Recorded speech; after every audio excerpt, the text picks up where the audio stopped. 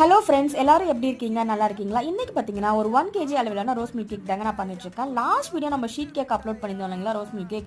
அதை பார்த்துட்டு இன்ஸ்டாகிராமில் நிறைய பேர் எனக்கு ரோஸ் மில்க் கேக் எப்படி பண்ணுறது அப்படின்ற மாதிரி மெசேஜ் பண்ணியிருந்தாங்க.